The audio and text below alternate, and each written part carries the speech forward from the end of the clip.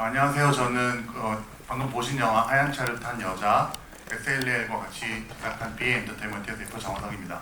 반갑습니다. 지휘의 오더레이트를 맡았는데요. 저희 개봉 첫날 이렇게 늦은 시간에 저희 영화를 선택해 주시고 GV에 참여해 주셔서 너무 감사드리고 박수로 도혜진 감독님, 이정은 선배님, 정영원 씨 그리고 장항준 감독님을 모시겠습니다. 네. 와! 와!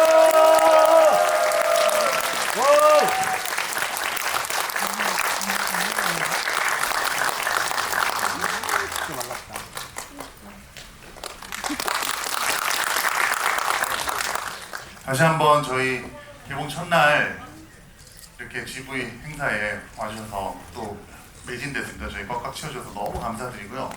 장항준 감독님부터 자기소개 좀 부탁드리겠습니다. 안녕하십니까. 한국이 나온 세계적인 거장 김은희 작가의 남편 장항준입니다.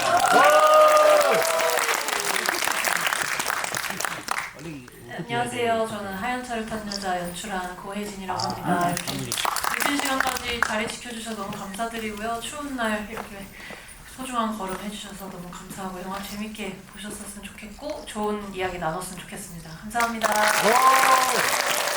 안녕하세요. 하얀 차를 탄 여자에서 현주 역을 맡은 이정은입니다. 감사합니다.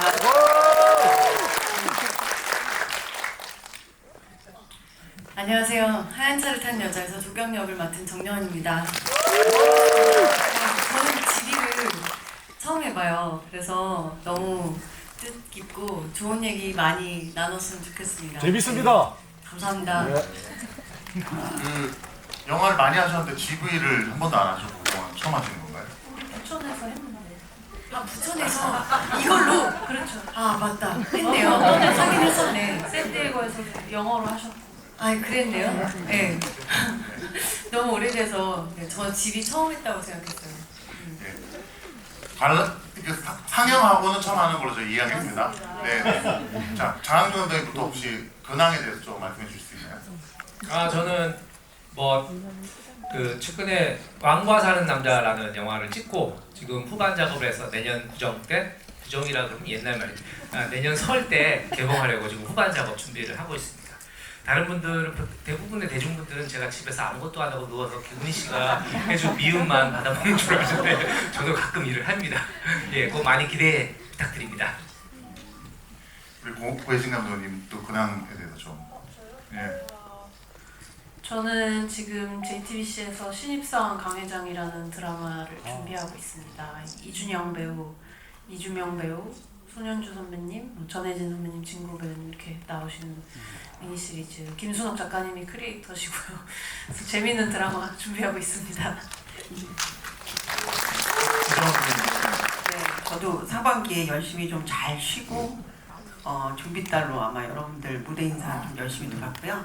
요즘에는 닥터 X 이제 준비 시작하려고 합니다. 네. 저는 그냥 정말 오랜만에 호주에서 오랜 시간 동안 가족이랑 정말 오랜만에 시간을 쭉 보내고 왔다가 영화가 이제 드디어 이제 빛을 본다고 해서 불이 나게 달려와서 홍보를 지금 열심히 하고 있습니다. 감사합니다. 저희가 대기를 많이 하기보다는 좀 관객분들 질문을 좀 많이 받을 생각인데요. 저희가 질문을 받는데 선착순 10분께는 미니 거짓말 탐지기를 드릴 겁니다. 손가락을 이렇게 넣어서 귀여운 게 있습니다. 거짓말하면 따가운 거. 네, 그래서 질문 혹시 있으세요? 저요. 아, 네. 저기. 보통 질문이 없을 경우를 대비해서 몇 가지 제가 질문을 준비했는데 감사합니다.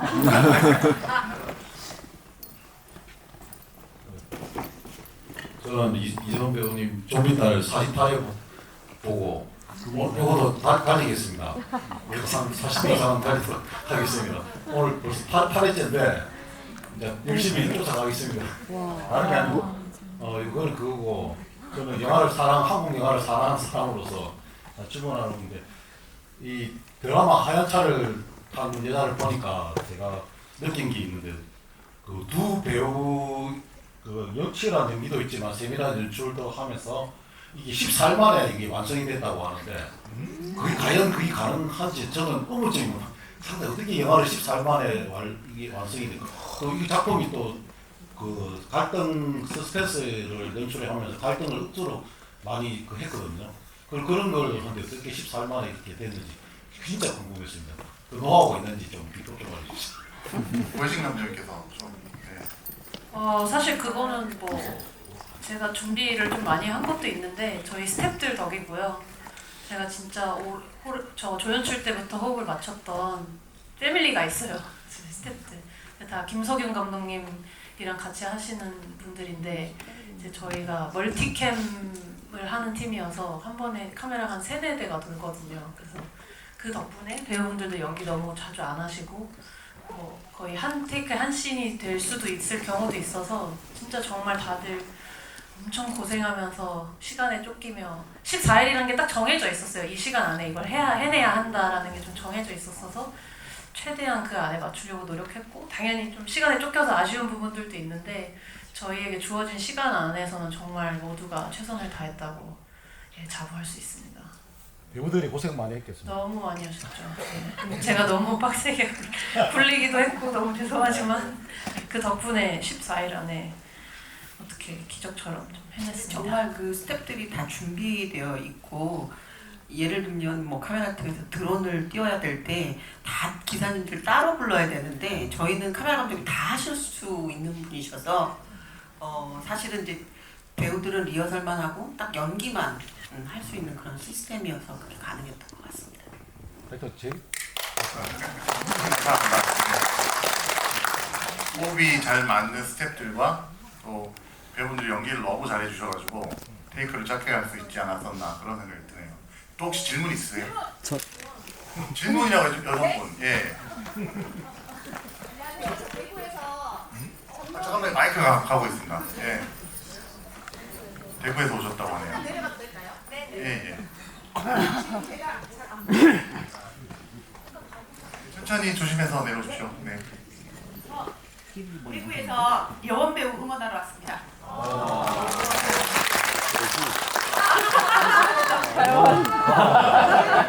뒤에도 뒤에 나왔어요. 네네네.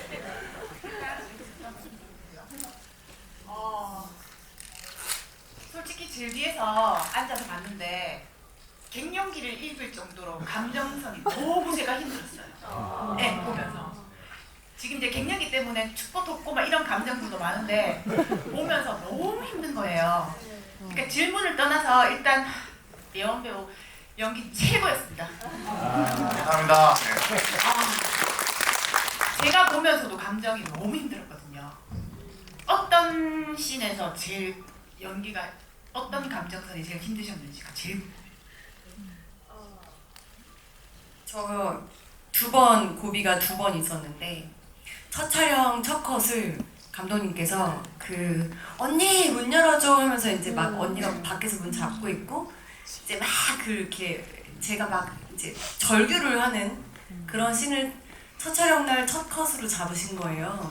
그래서 너무하네 이런 생각이 좀 들기는 했었었는데 그 씬을 찍고 나서 이제 느꼈어요. 이 씬을 첫 촬영 날 간 이유가 있었다라는 생각이 들었던 게 그 도경이가 워낙 다양하게 연기를 감정을 보여줘야 됐기 때문에 뭔가 기준이 될 만한 트라우마가 될 만한 요소가 한번 이렇게 상처를 한번 확 내고 들어간다고 해야 되나요? 그래서 그때 이후로 좀 캐릭터가 이거보다는 조금 더 가도 안 되고 덜 가도 안 되겠다라는 기준점이 돼서 뭔가 뼈대 골조 하나가 잡히고서 들어간 거라 굉장히 힘들었지만 하길 참 잘했다 하고 나서는 그런 생각이 들었고 2번째는 이제 그 언니가 이제 죽었는지 안 죽었는지 잘 모르다가 이제 언니가 죽었을 때 그것을 확인한 뒤에 이게 희열인지 해방인지 죄책감인지 뭔지 모르는 그 표정을 이제 짓는 씬을 저희가 촬영을 하면서 속으로 그런 생각을 했었어요. 이제는 피해자가 결국엔 가해자가 된다라는 것도 옹호를 해줄 수가 없고 그렇다고 피해자가 계속 피해자로 살아야 한다라는 라는 것도 옹호해 줄 수 없으니 그 사이에 그냥 가장 인간이 억눌렸었던 상태에서 할 수 있는 표정이 뭐가 있을까 하다가 이제 저희가 엄청 연구하다가 나왔었던 거여서 그거를 이제 표현해 내는 게 그 두 신들이 제일 힘들었던 것 같은데 잘 나왔는지는 잘 모르겠습니다. 혹시 이정은 선배님한테 질문 있으신 분 있어요? 여기 제일 먼저 손을 들어주셔가지고 두 번째 줄에 계신.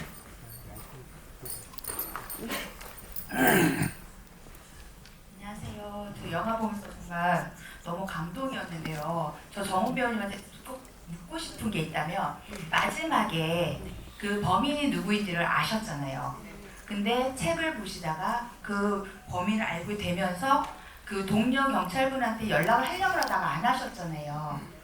그 의미가 무엇이었을지 아니면 예전에 당했었던 그런 것 때문에 서로의 공통점 때문에 그렇게 한 건지 아니면 그냥 묻어버리려고 하신 건지 그게 좀 궁금하고요. 만약에 정훈 배우님이 진짜 경찰로 그런 상황이 되었다면 과연 어떻게 하셨을지 되게 궁금합니다. 네, 저도 너무 궁금했던 걸 질문해 줬고. 제가 뭐라고 그랬어요? 근데 선배님 놔줄 것 같아요. 전 놔주고 싶었습니다.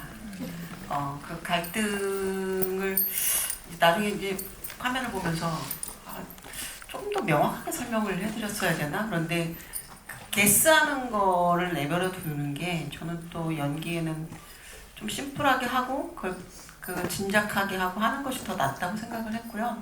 제가 아마 경찰이었어도 그랬을 거라고 그때 당시에 얘기했다네요. 네네네. 저는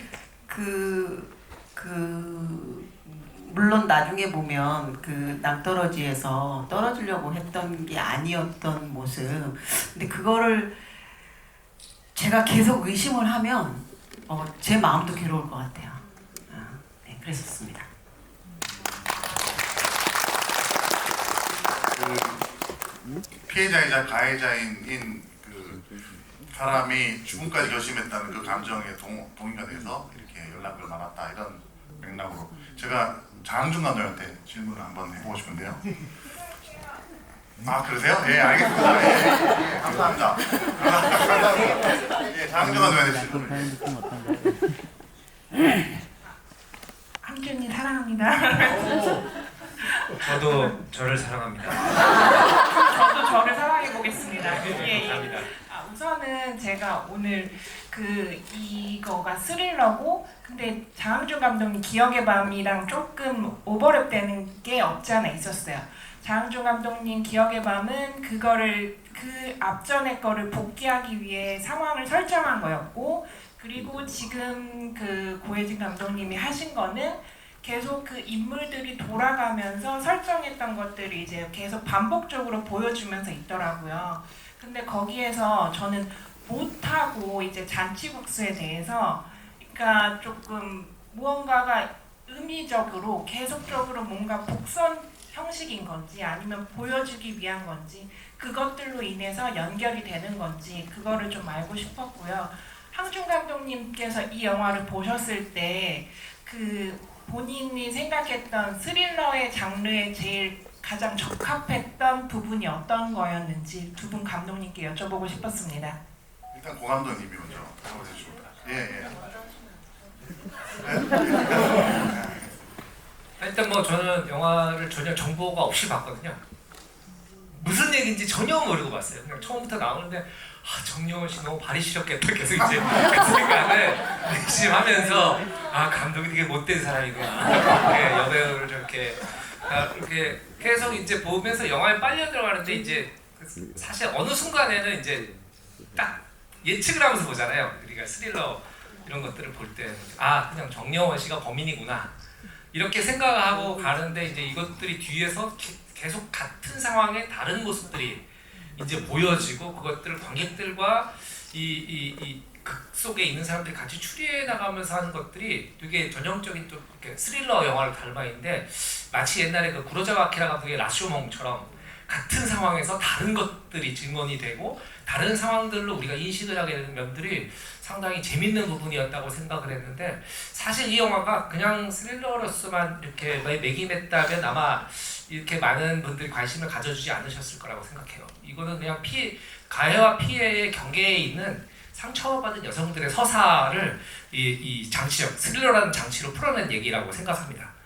그러니까 한편으로는 여기 나오는 인물들 전부 다 이제 상처받은 여자분들인데 제가 그 몇 년 전에 봤던 굉장히 인상 깊게 봤던 전쟁은 여자의 얼굴을 하지 않았다? 라는 책이 생각났어요. 그 남자 중심의 2차 대전이나 이런 전사에 쓰여진 것 외에 참전했던 여자들의 얘기들이 인터뷰로 되어 있었는데 우리가 사실 귀 기울인다는 게 전쟁 그러면 남자들의 영웅들만 생각하고 강력 사건 그 범인이 누가 잡았다 이런 것들만 생각하는데 항상 우리가 기준에서 빠져 있는 건 피해자들이에요. 네, 피해자들에 대한 어떤 그런 고려들 그런 것들이 안 돼 있었는데 이 작품에서 좀 그런 것들을 좀 많이 느낄 수가 있었고 이상하죠? 피해자들은 피해자를 이해합니다. 피해자는 피해자끼리 공감대를 가지고 그녀들을 서로 보듬어 주려고 하는데 나머지 사람들은 다 그 전체적인 사건의 흐름만 보게 되고 그런 면에서 저한테 좀 생각할 거리를 많이 준 것 같았고요. 질문이 정확히 뭐였어요? 얘기하다 까먹은 게 있잖아요. 스릴러에서 사실 제일 중요한 건 그거라고 생각해요. 지금 좀 전에 그 뒷부분에 말씀드렸던 그래서 무슨 얘기를 하려고 하는 거냐 그냥 장르적인 장치로서는 영화로서는 저는 좀 영화로서는 영화적이지 않다라고 생각하고 이 세 분이 이야기하고자 하는 바가 명확히 살았던 것 같아서 저는 좋은 스릴러라고 생각이 들었습니다. 감사합니다, 감독님. 오해진 감독님. 사실 그런 심리학에 그런 거 있어요. 제일 거짓말을 효과적으로 잘하려면 어느 정도의 사실이 꼭 끼어 있어야 한다. 그게 그 사건에 중요하지 않더라도 그런 사실적인 디테일을 넣음으로써 본인이 그 거짓말을 할 때 스스로 믿게 된다는 그런 게 있어요. 나는 이 부분에서만큼 진실을 말한다. 그래서 사실 그 잔치국수나 그 문 앞에 다는 거 뭐라 그러죠? 종? 그게 계속 나오거든요. 각자 다른 집이어도 그 같은 종이 나와요. 그래서 이제 그런 이야기의 디테일을 더하면서 이 거짓말이 좀 설득력이 생기는 거거든요. 그래서 그런 거를 이제 보시는 분들도 저거 아까 나왔던 건데 이런 재미도 있고 사실 진술하는 사람 입장에서 그런 디테일을 넣었을 때 듣는 사람에게끔 저는 진실을 말하고 있어요 라고 믿을 수 있게 하거든요. 보통 그런 것들이. 그래서 그렇게 못이랑 그런 이유로 좀 썼습니다. 감사합니다, 감독님. 장은주 감독님 기억의 밤도 사실 그런 말씀이신 것 같은데 그게 스릴러의 외피를 떴지만 IMF라는 우리 근대사의 가장 아픈 경제적 어떤 재앙이죠. 그 상황에서 한 사람이 혹은 한 가정이 어떻게 무너지고 어떻게 파국으로 치닫나 이런 이야기를 하시고 싶으셔서 스릴러라는 외피를 가지고 왔듯이 지금 하얀차도 이렇게 여성들의 연대를 스릴러라는 외피를 가지고 말하고자 하는 게 아닌가 그런 맥락으로 말씀해 주신 거잖아요. 치유 알겠습니다. 네, 알겠습니다. 또 다음 질문 있으십니까? 네. 제일 먼저 가운데 여자분이 제일 먼저 손 들어주셔가지고. 네.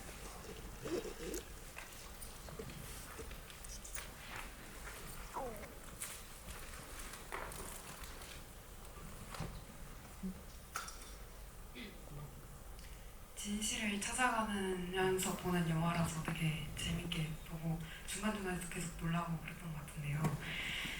려원 배우님께서 그 진실을 연기할 때랑 거짓말을 하는 것을 연기할 때 어떤 차이를 두고 연기를 하셨는지 궁금합니다. 저희가 이게 여러 가지의 버전들이 있기 때문에 초반에 이제 촬영 날짜도 굉장히 짧았고 그랬기 때문에 이제 설정을 이렇게 구간으로 잡았어요. A, B, C 이런 구간으로 잡았었는데 나중에 영화를 보시면 진실은 이제 풀 화면으로 나오고 거짓은 이제 진실의 다른 버전들은 이렇게 좀 크랍이라고 해야 되나? 화면비율이 좀 다르게 나오잖아요. 이제 그런 식으로 이제 관객분들은 이제 잘 알아보실 수 있게끔 편집을 그렇게 하셨고요.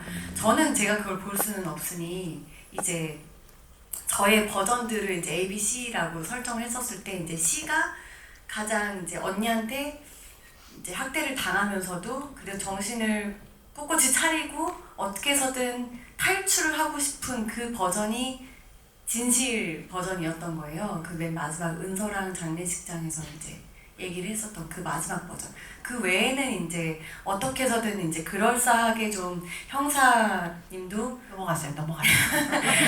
속여보고, 예, 그 이제 상상 속에 저도 이제 다 거짓은 맞는데 그럼에도 불구하고 정말 표현하고 싶었던 것은 그 나가고자 하는 의지가 너무 강했었던 친구예요. 그래서 좀 언니한테 약도 이제 언니가 엄청 약을 먹이고 이제 자해도 대신 하고 그러잖아요. 그럼에도 불구하고 그 정말 탈출하고 싶다는 그 일념 하나만큼은 좀 이렇게 좀 정신이 살아있는 그런 친구로 좀 표현을 하고 싶었던 것 같습니다. 네, 답이 됐나요? 네. 또 혹시 질문 있으신가요? 저기 제일 끝에 남자분, 예. 예, 영화 잘 봤고요. 그리고 장효은 배우님께 물어보고 싶은데 여태까지 영화를 하셨을 때 하고 지금 이 영화에서 나올 때 그 감정 표현이 격하기도 하고 막 그러는데 딴 영화에서는 좀 그런 게 좀 덜 하셨는데 이런 이제 연기 변신을 할 때 이번 연기에는 어떻게 생각을 하고 하셨는지. 뭔가를 보여줘야 되겠다라고 하고 연기를 했던 적은 없었는데 이런 대본 스릴러가 제가 처음이어가지고 이렇게 감정의 스릴러 자체가 이렇게 감정의 폭이 넓을 수 있구나라는 것을 책을 보고서도 느꼈는데 해보니까 훨씬 더 이 폭이 커지는 거예요. 그래서 너무 재밌다. 원래 제가 스릴러 보는 걸 좋아했었었는데 하면서 진짜 이게 폭이 넓어지는구나 라는 것을 좀 많이 느꼈었고 왜 안 들어왔었지? 네. 근데 앞으로는 스릴러 같은 걸 더 많이 해보고 싶을 것 같아요. 예전에는 보는 걸 좋아하고 이제 하는 생각은 잘 못했었다가 이번 기회에 하게 됐는데 그래도 어떻게 보면은 저희가 이 고혜진 감독님을 정말 여러 물심양면 저랑 이정은 선배님이랑 돕고 싶었어요. 그래서 뭔가를 더 해보고 더 해주고 이제 이 친구가 원하는 만큼 계속 이제 막 늘려보고 줄여보고 막 이러다 보니 이제 감독님께서 가장 좋은 것들로 이렇게 다 편집을 해주신 것 같은데 그래서 저는 그런 것들이 잘 표현된 것 같아서 그냥 감사하고 그렇습니다. 네, 또 야구 모자 쓰신 여성분이 먼저 손을 들어주셔가지고 마이크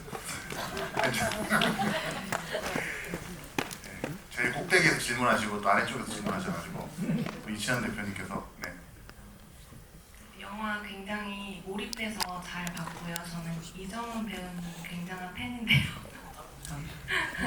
그래서 거의 작품 많이 찾아보고 이번에도 되게 멀리에서 왔어요. 남양주에서 이거 보려고 시간을 내서 왔고요. 그 현주라는 캐릭터를 제안을 받으셨을 때 어떠한 마음이었고 그리고 현주라는 역할을 연기하시면서 제일 어려웠던 점이나 힘들었던 감정선이 어떤 거였는지 알고 싶어요.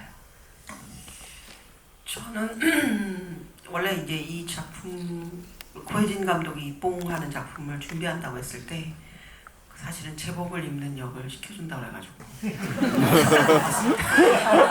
사실은 좀 재밌게 뭔가 다른 대본을 좀 보고 있었던 게 있었는데 그게 경찰역이어서 이걸 좀 미리 해보면 저한테도 되게 도움이 될 것 같아서 해봐야겠다고 생각을 했고 이제 대본을 받았을 때 이제 제가 약간 물에 대한 공포가 있어서 이 물에 자기에게 스스로 가학행위를 하고 어떤 정신을 가다듬고 다시 추리를 하고 이렇게 도전하는 그 모습이 어떻게 다가가게 될까? 사실은 그 신을 어떻게 내가 소화를 할 수 있을까? 그리고 약간 두려움도 좀 있었어요. 저는 이게 숨을 못 쉬는 거 굉장히 공포스럽게 생각하거든요. 근데 이게 또 생각을 해보면 현주한테서 있어서의 공포와 그걸 경험했었던 실제 인물과 제 사이에 이 공포라는 건 같은 것 같더라고요. 그래서 여기서부터 좀 출발을 해봐야겠다. 그리고 이제 저희 뭐 제 부모님이 그랬다는 건 아니지만 사실은 이제 저희 어머니나 아버님 세대들은 되게 보수적인, 그러니까 자식이 좀 본인들의 약간 소유물 같은 그런 느낌으로 자식들을 생각해 주시는 분들이 또 꽤 있으시잖아요. 거기에서 유교적인 느낌으로 자기가 어떤 가해를 받았지만 다시 모시고 살아야 된다는 어떤 강박이 이 여자가 많은 부분에 실력을 가지고 있지만 벗어나지 못한 어떤 딜레마가 되었던 것 같거든요.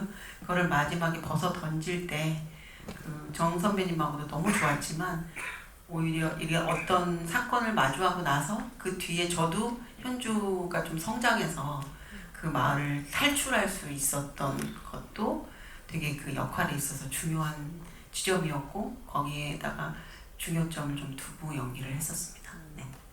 감사합니다.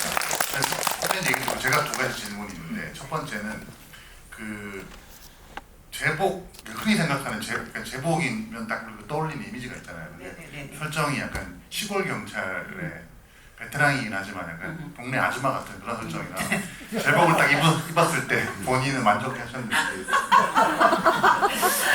아니 그때가 또 마침 우리들의 브루스 막 정리하고 올라와가지고 제가 입으면 너무 거대한 거예요. 그리고 화면을 보니까 3년 만에 지금 이제 그래서 제가 그 기자 언론 시사회 때 저만 너무 거대한 것 같다. 점점 여원 씨는 말라가는데 도대체 고민을 하고 추리를 하는 사람이 저렇게 계속 부해가 될 일인가.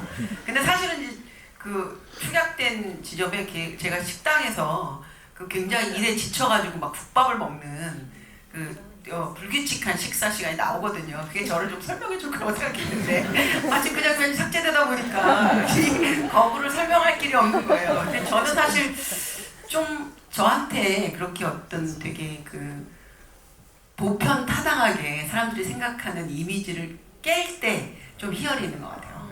네네네. 제가 못할 거라고 생각되는 거. 예를 들면 뭐 소년심판의 판사 역을 할 때도 제가 보는 판사는 드라마에서 나오는 판사가 아니시거든요. 실제로 볼 때. 그래서 어떻게 보면 좀 이런 걸 또 되게 리얼하다고 생각해 주실 수 있는 계기를 제가 좀 던져보는 거죠. 네. 그런 면에서는 대한민국 최고의 배우인 것 같습니다.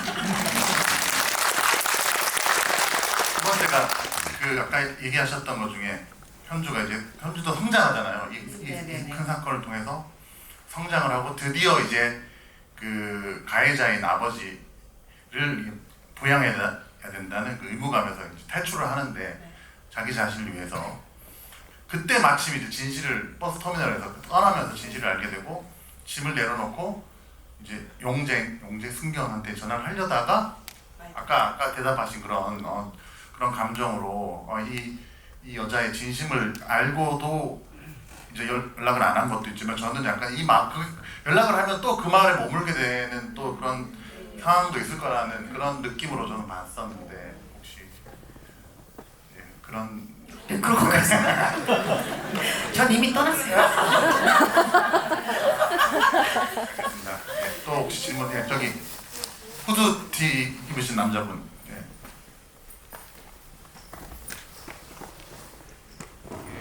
그 마지막에 전화를 할까 말까 고민하는 그 장면에서 저는 그 피해자들의 현실적인 희망은 가능한 것인가 불가능한 것인가 아니면은 뭐 어떤 다른 의견이 뭐 있나 그런 거에 대해서 궁금했었는데 그 지금 참석하신 5분은 어떻게 생각하시는지 짧게라도 한마디라도 그 궁금합니다. 어떻게 보시는지. 제가 먼저 짧게, 저는 좋은 영화는 여러 가지 해석이 가능한 영화라고 생각하거든요. 그래서 어떤 장면은 뚜렷하게 해석이 가능해야 되지만 극장을 나서면서 혹은 뭐 집에 돌아가면서 또 다시 보면서 저 장면은 어떻게 해석하는 게 맞을까, 그런 어떤 논쟁까지는 아니지만 그런 사유의 거리가 있는 그런 장면이라고 저는 봤습니다. 네. 뭐 아까 뭐 장원석 대표님도 말씀하셨지만은 사실 원래 영화가 상징과 비유의 그게 이야기인데 사실 현대의 지금 가면 갈수록 영화는 그냥 테크닉과 그냥 아주 쉬운 서사에 대한 설명들이 가득한 게 돼버렸어요. 우리가 그렇지 않은 사람들을 거장이라고 하죠.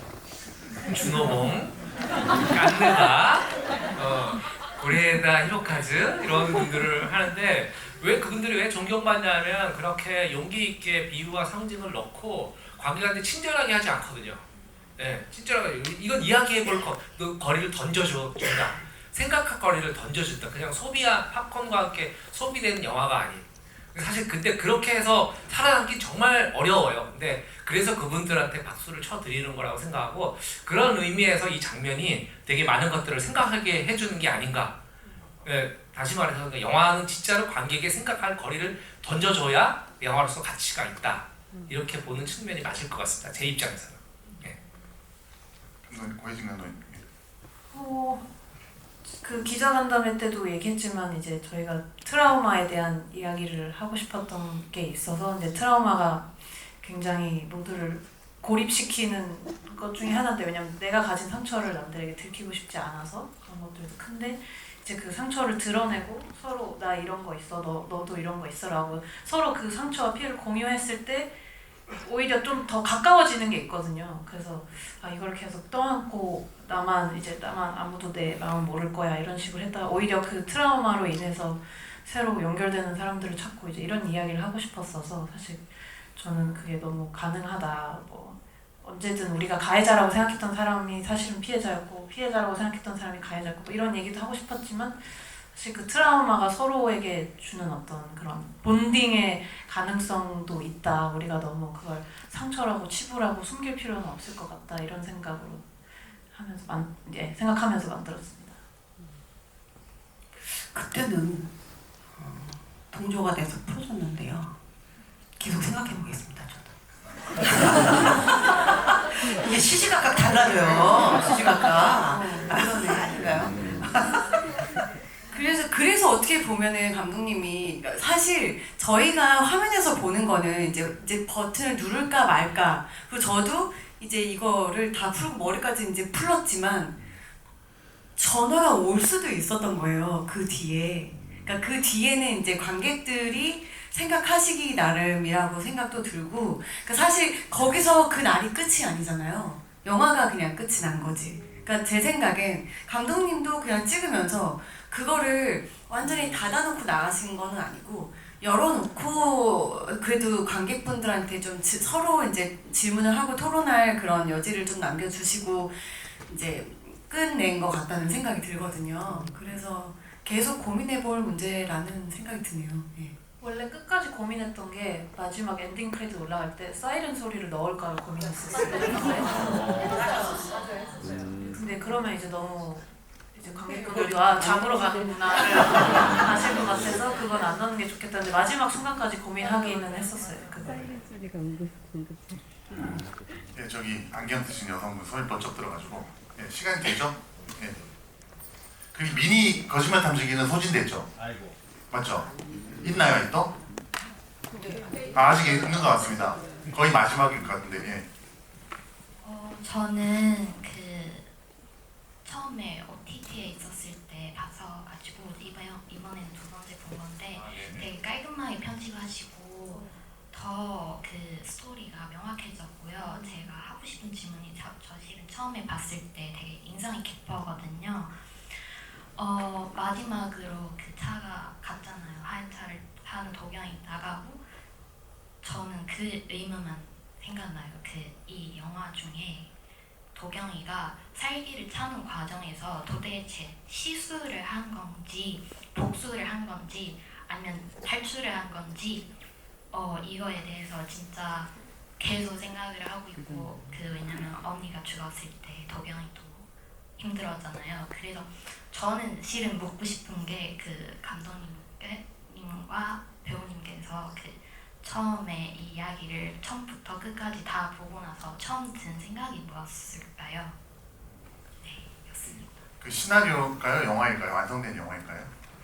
시나리오를 처음 봤을 때 예, 감독님과 배우분들이 시나리오를 처음 봤을 때 든 느낌, 첫 느낌 말씀하시는 거죠? 네. 시나리오를 처음 봤을 때 든 느낌? 기획을 같이 하셨기 때문에 네, 완성된 시나리오를 딱 같이 봤을 때 했었어가지고. 예, 이제 끝났다 이런 거예요. 너무 기획 의도, 사실 기획 의도고 제가 처음 제 머릿속에서 하고 싶었던 어떤 한 장면은 어떤 설산에 한 이제 캐빈 같은 게 있는데 한 여자가 거기 살고 있고 어떤 다른 한 여자가 막 피투성이 상처투성이가 돼서 그 공간에 들어오고 이제 우리는 당연히 그 여자가 들어왔을 때 아 뭔가의 피해자구나라고 생각을 했었을 테고 근데 알고 보니 이제 나중에 원래 살던 사람이 뉴스를 보는데 거기 뭐 어떤 살인마 막 이런 뉴스가 나오는데 알고 보니 그게 그 여자였고 이 여자는 사실 가해자였고 뭐 이런 기획 의도가 있었어요. 그래서 우리가 흔히 여자들이 스릴러에 나올 때 그들을 피해자로 많이 보거든요. 피해자로 많이 나오고 뭔가 구해줘야 하는 인물들로 여자들이 많이 나오는데 그거를 좀 다른 면으로 해보고 싶었던 게 기획 의도였는데 이제 작가님과 막 회의를 하다가 작가님이 이제 저는 회의 더 안 해도 될 것 같고 제가 한번 써볼게요. 이래서 이것도 한 2-3주 만에 쓰신 거예요. 사실 이대로. 그래서 둘이 회의하면서 엄청 마음이 맞았고 척하면 척하는 그래서 이제 금방 그 대본이 나올 수 있었는데 보자마자 약간 저 촬영 현장에서 봤는데 보내주셔서 너무 재밌었고 너무 연출을 하고 싶었고 그래서 저는 진짜 설레고 딱 이 두 분이 제일 먼저 머리에 떠올랐고 이 두 분이 안 하시면 나는 입봉을 못한다. 그러니까 저의 스탠스였고요. 그래서 가서 엄청 빌었어요. 사실 제발 해주십시오. 저는 그랬습니다. 기획 의도대로 너무 만족스러워서 막 이렇게 향후 진행까지 생각하고 뭐 그런 감정이잖아요. 네, 이정은 선배님. 저는 시나리오 보고 너무 재밌게 봤고요. 이 엎치락 뒤치락 거리는 이 진실과 그 숨겨져 있는 이야기들 이런 거를 따라오시다 보면 저의 첫 번째 시선이 되게 중요하겠다. 거의 보편적으로 저처럼 생각하실 거니까 거기에 어떤 의문들을 던질지 어떤 걸 수상하게 여기게 될지 이런 거를 중간까지만 잘 따라오면 그 다음부터는 쾌속선을 타시지 않을까 이렇게 생각하면서 임했었습니다. 네네. 저는 T는 아니거든요.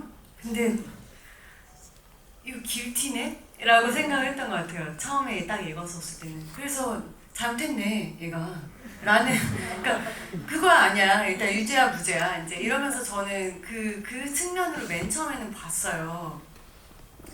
그러면서 이제 제가 읽었었을 때 느꼈었던 도경이와 막상 연기를 해가면서 느끼는 도경이가 이 체감상 너무 다른 거예요.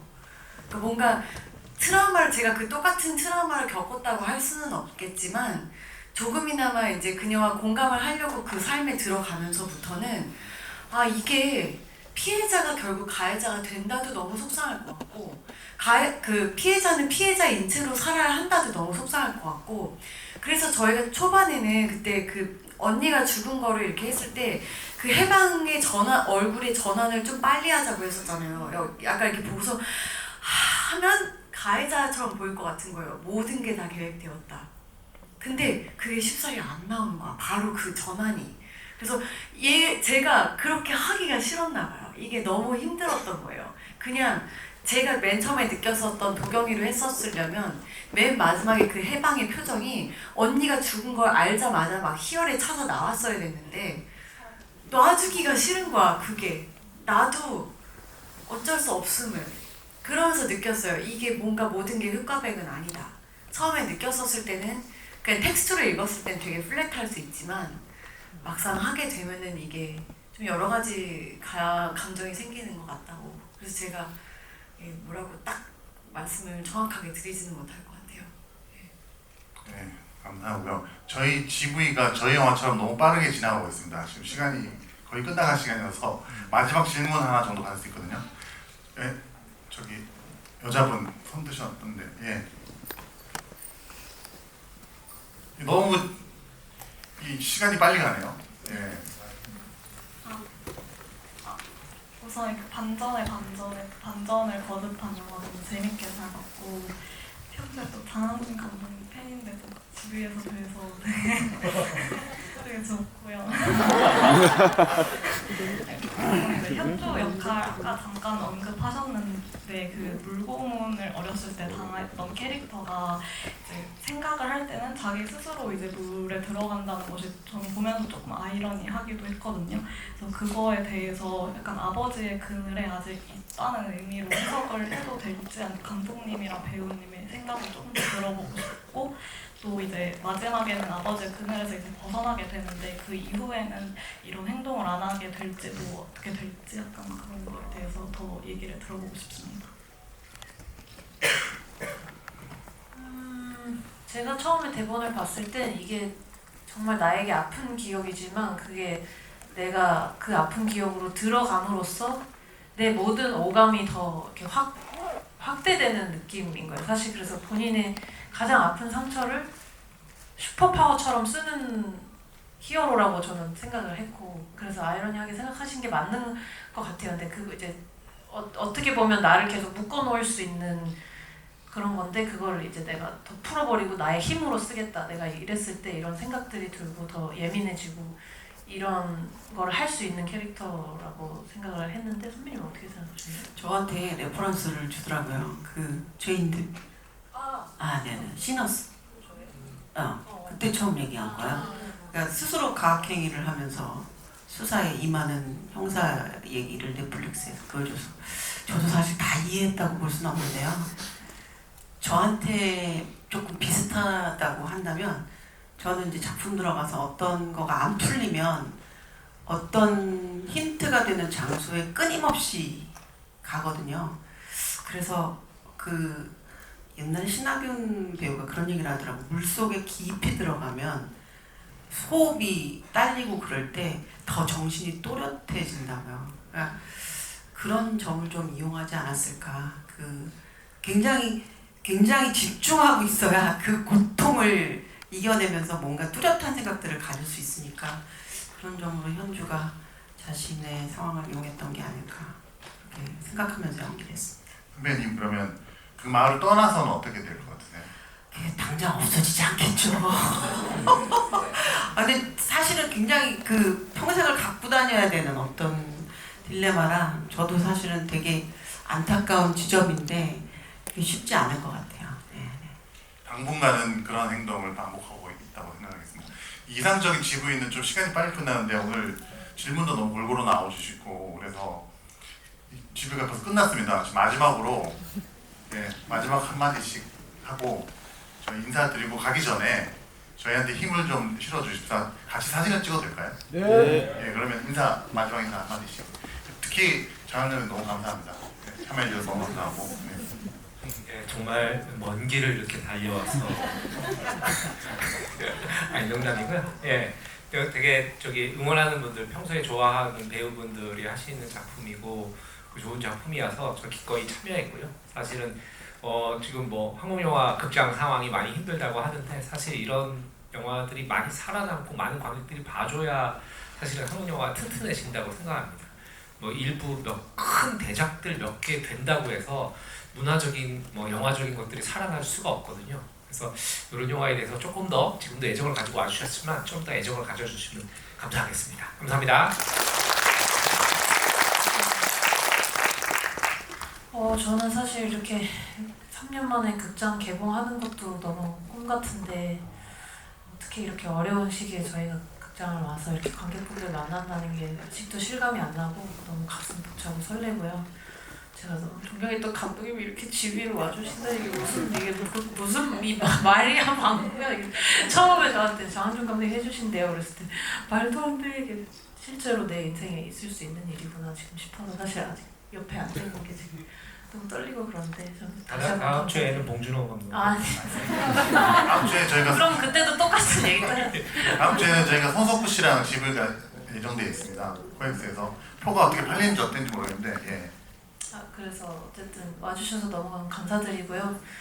재밌게 봐주셨다니 너무 다행이고 너무 좋은 질문들 해주셔서 감사합니다. 정말 진심으로 저의 꿈을 이루어주셨어요. 정말 감사합니다.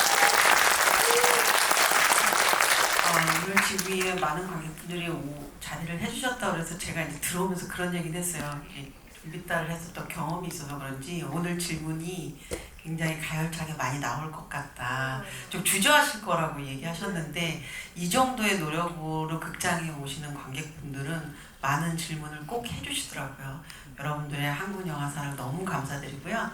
또 저희뿐만이 아니고 다음에 그 장 감독님의 영화가 나올 때도 멋진 참여 부탁드리겠습니다. 감사합니다.